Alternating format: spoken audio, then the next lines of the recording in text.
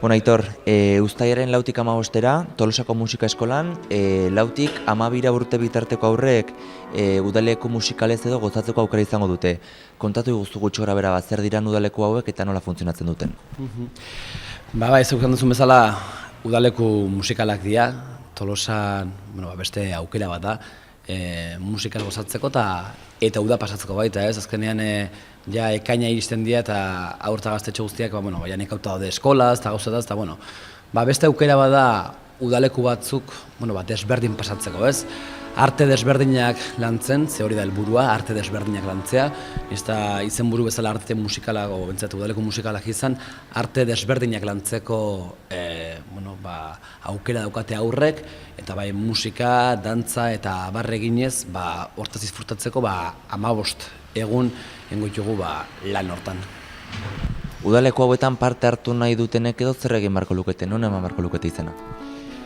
Esan beharra dago ez dagoela ezer jakin beharrek apuntatzeko da, ez pentsatu udaleku musikalak dialako musika jakin behar dutenik aurrek edo gazteak. Nahi badute, edozein pertsonak musikaz gozatzeko aukera edo dantzatzeko nahi duen pertsona edozein apuntatu daiteke, ez?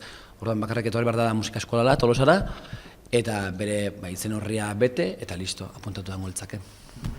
Ez da lehenengo urtea udaleku hauek edo antolatzen dituzuena, zer moduzko harrera edo izan dezue aurreko urtentan Tolosarrengandik edo gerturatu diren aurrengandik?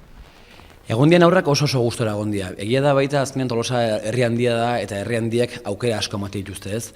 Kirola gaude, beste udaleku irekiak, aukera asko da horrentzat. Orduan, etortzen den kantidadea polita da eta gainera umeak oso ondo pasatzen dute eta gero gurasoak bukarako ekitaldian baita oso pozik guten dira indegun lanagatik eta harrituta joaten dira.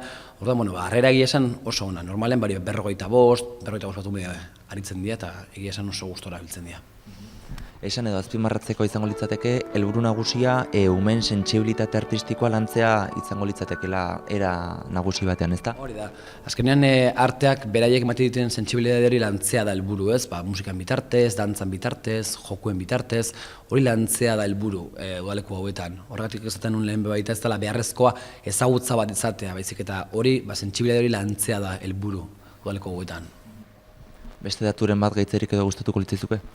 Ez, animatzea, besterik animatzea aurrak, azkenengo 2 urtean oso lan politen degula, eta beste aukera badala ondo pasatzeko musikakin, eta bai dantza eta barriten, eta animatzeko jendea.